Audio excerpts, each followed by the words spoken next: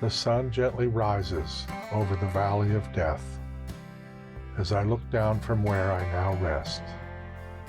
Not really me, just my remains. The physical parts I no longer retain.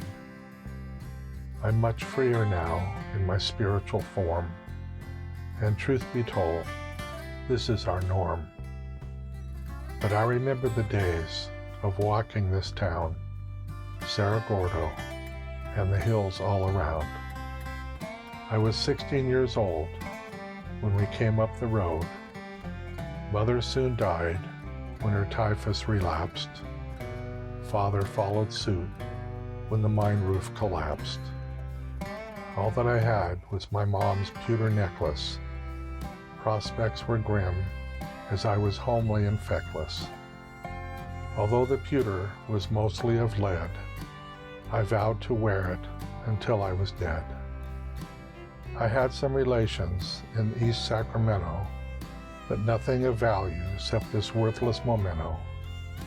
Cerro Gordo bound was I that dark day, needing bed and board with but one way to pay. I worked on my back. The men were not choosy, glad for the chance with any old floozy. I grew in the game and became well regarded, and hard to believe, a romance then started. His name was Paul, and we were in love, a kind-hearted mucker with his young soiled dove. I got out of the house and slung beer in a bar. We built a cabin, not near, but not far. We laughed a lot and rolled even more. No more a man could I ever adore. One night there was trouble in Pinky's saloon. Big Randy Andy had been drinking since noon. He called me some names from my previous post. Paul held his cool better than most. Randy got ruder and loose with his hand. This was too much for Paul to stand. Randy went down from a strong mucker's smack, but quickly got up to press his attack. Randy got reckless, pulled his pistol and fired. The bullet split my necklace, and soon I expired. That's why they call me Lead-Neck Sally, and why I watch the sun rise over Death Valley.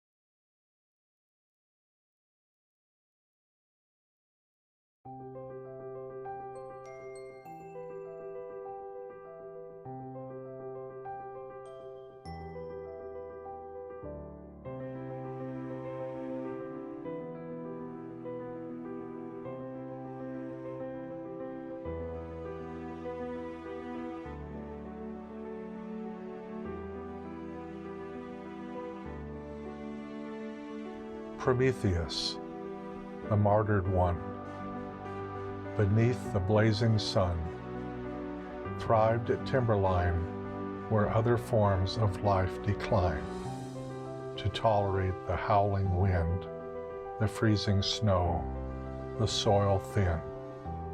Older than the Magna Carta, older than the Christian charter, born in Sumerian summer, this ancient form of lumber survived 4,000 years. And now, let's shed some tears. For in 1964, Prometheus lived no more. Cut in half by an impatient man, ending his majestic stand. Here's to you, Donald Curry. Just what the hell was your hurry? To see how old this bristlecone pine, you killed the oldest of its kind. Oh, hear the angels of science sing, Destroyed is the world's oldest living thing.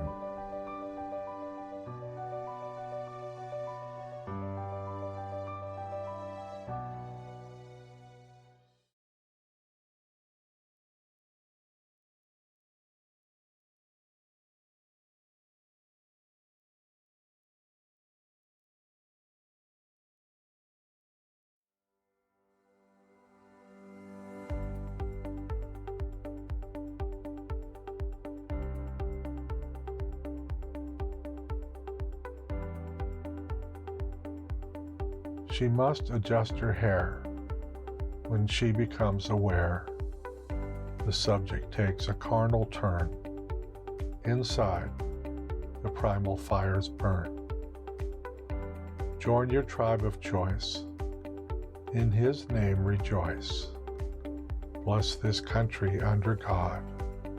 Disobey and face the rod. Your hair is much too long. Your skin is colored wrong. We don't like your kind round here. Use the exit out the rear.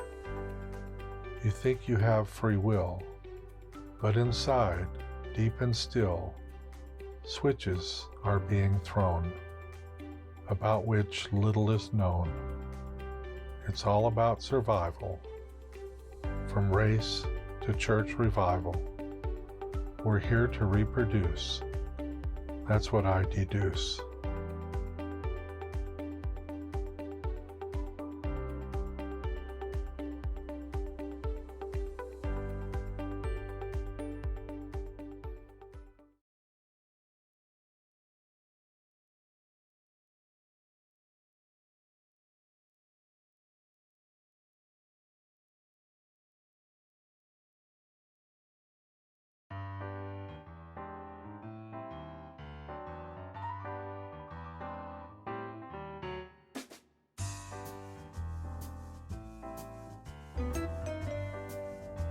The evolution of a nurse is a phenomenon not well known. Some call the job an unholy curse. Others say they've grown. But if you love or hate it, around it you'll revolve. By some very distant date, it will have caused you to evolve. At first, the change is subtle. You can hardly see the diff. But the rate of change can double. It's a matter of when, not if. The skin is first to show effect. It toughens up like tree bark. It becomes like Teflon and can deflect even the rudest, lamest remark. Most don't know about the nose of this uniquely evolving species. With time, the sense of smelling goes. It's because they clean up feces. The size of the urine bladder can increase by 7-fold. They get busy with some matter, and the urine they have to hold. The ability to decipher bad writing, a famous doc trick, is present in the lifer, changes in the fiber optic. Young nurses can be fooled by artists of the BS kind, but their minds become retooled with the best detectors you can find. One more thing, by the by, and this really gave me a lift. We've discovered that nurses don't really die. They simply go off shift.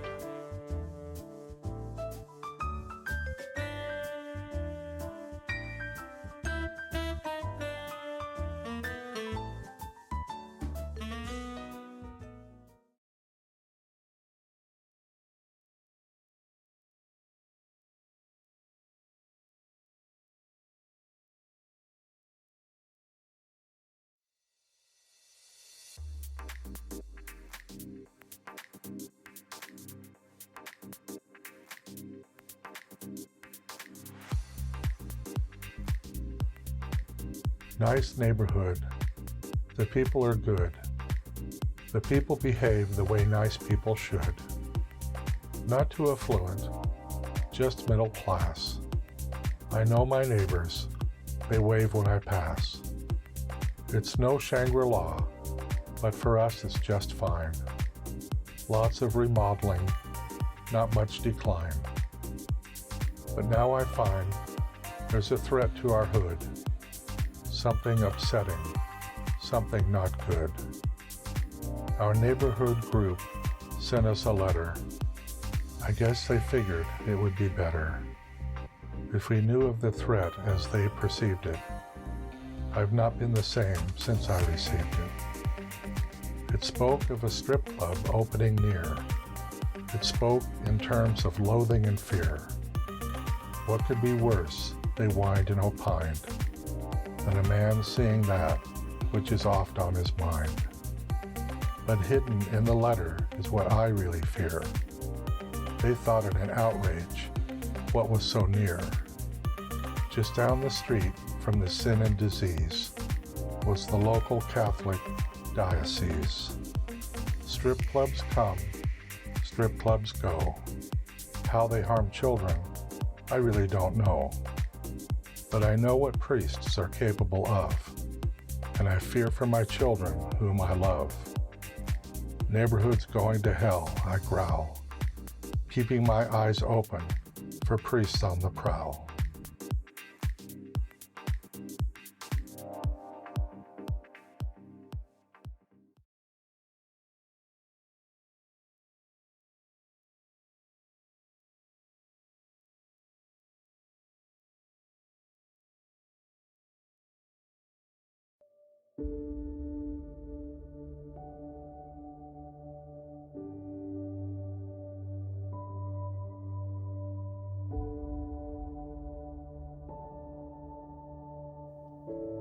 They say memories are the pillows of old age.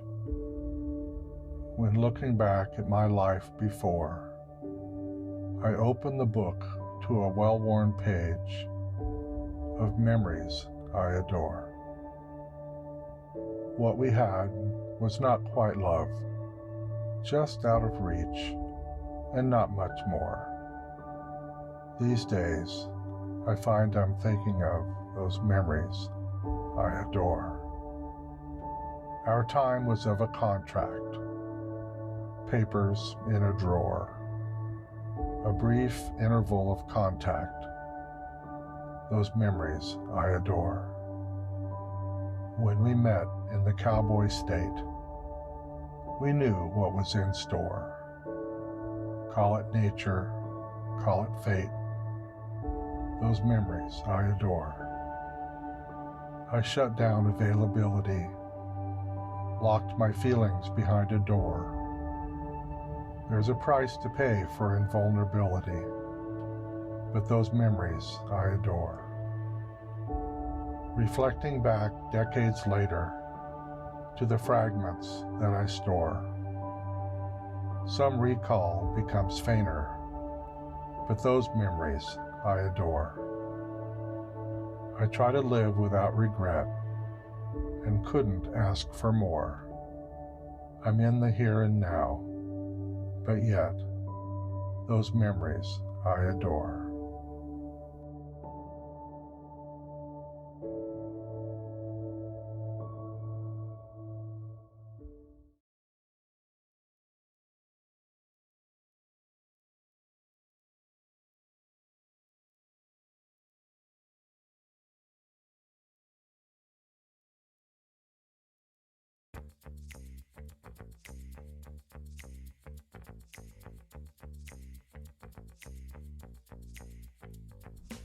Mama, take me back to Heat City, where the ice is black and there's hot water plenty.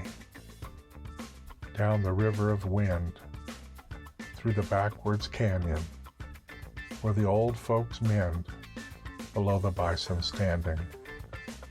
Somewhere in the canyon, the river flips out, has a crisis of identity we still can't figure out. It enters like the wind and comes out like the bighorn, a mystery without end for a river thus reborn. Let's go plunge in the star. Don't forget your suit. Washakie looks from afar, standing on Crowheart Butte. Heat City, land of OG cowboys. Butch Cassidy and the Sundance Kid, you can see their ghosts now, boys, at the hole in the wall where they hid. Mama, take me back. Put me in the water, off the beaten track, where I became a father.